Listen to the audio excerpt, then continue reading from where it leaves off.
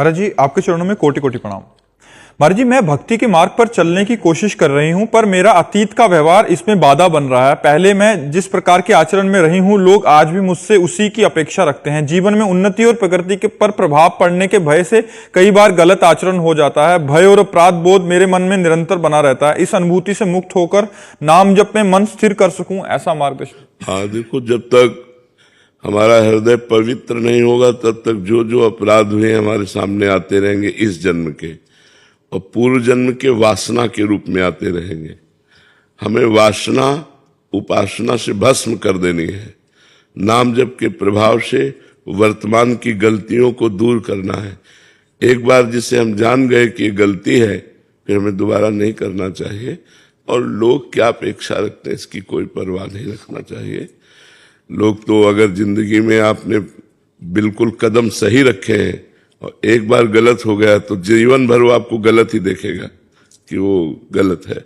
अपना चाहे 100 गलती करे तो माफ है, दूसरे से एक गलती हो गई तो कभी वो माफ नहीं करता। संसार का स्वरूप ऐसा है। इसलिए हमें भगवान का भरोसा रखना चाहिए और जो गलतियां हो जाए उनकी पुनरावृत्ति ना होने पावे ऐसा प्रयास करना चाहिए। जागतिक उन्नति अपने चरित्र को खोने से नहीं होती, जागतिक उन्नति चरित्रवान होने से होती। लोगों को यही भ्रम हो गया है। हम भारतवासी, हम कोई अन्य देशों के नहीं है।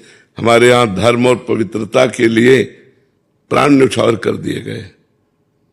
जब मुगलों का शासन था, तो जिससे राजघरानों में सूचना मिलती कि मुगल आक्रमण कर लिए, राजा बंदी बना लिया जाएगा, तो हजार हजार स्त्रियां एक साथ आग की ज्वाला में जल गई कि मैं आग को स्पर्श करना पसंद करूंगी, लेकिन विधर्मी हमारे शरीर को स्पर्श कर जाए ऐसा स्वीकार नहीं करूंगी। एक किसी ने अंग्रेजी में लिखा है कि अगर आपका धन नाश हो गया तो कुछ नाश नहीं हुआ। Money is loss, nothing is loss. Health is loss, something is loss. और character is loss, everything is loss. हम लोग कैरेक्टर को कुछ समझ ही नहीं रहे, मनोरंजन समझ रहे हैं। आज जो बाहरी गंदगी है वो अपने देश में पधार रही है, ये बाहरी गंदगी है। हमारे यहाँ ऐसा नहीं है। हमारे यहाँ जिस पति को स्वीकार किया आजीवन, उसको स्वीकार करके निर्वाह किया गया है। हमारे यहाँ पतिव्रता हुई है। कहीं किसी पूरे विश्व में बताओ कोई पतिव्रता हुई? यहाँ भूखे रहना पसंद है लेकिन धर्म बेचना पसंद नहीं है। तो हमें लगता है कि हमसे जो गलतियां हो जाएं उनकी पुनरावृत्ति न की जाए और भगवान का भरोसा रखा जाए। उन्नति सदाचरण से होती है। जो असदाचरण से उन्नति होती है उसका परिणाम नाश होता है। जो सदाचरण से उन्नति होती है वो विकास को प्राप्त होती रहती है, वो विनाश को प्राप्त नहीं होती। इसलिए अपनी बुद्धि को शुद्ध रखा जाए।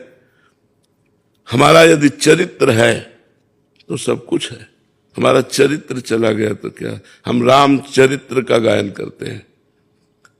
रावण किस बात में कम था? भगवान रघुवंश में प्रकट होते हैं और वो उत्तम कुल पुलस्त कर नाती।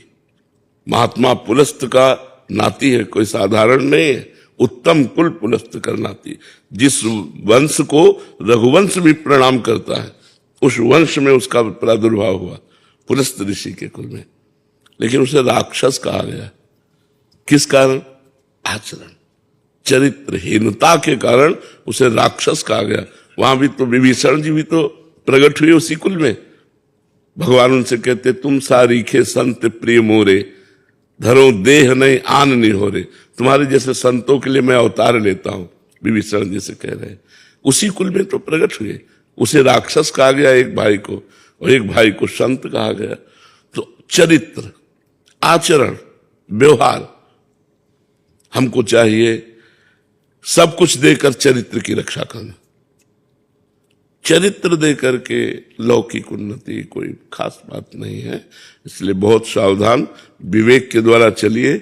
जो गलतियां हो गई वो हमसे भूल हुई, भूल को भगवान क्षमा करते हैं। भगवान का नाम जप कीजिए, नमक रोटी खाइए, लेकिन धर्म से चलना सीखिए तो आपको शांति मिलेगी, विश्राम मिलेगा।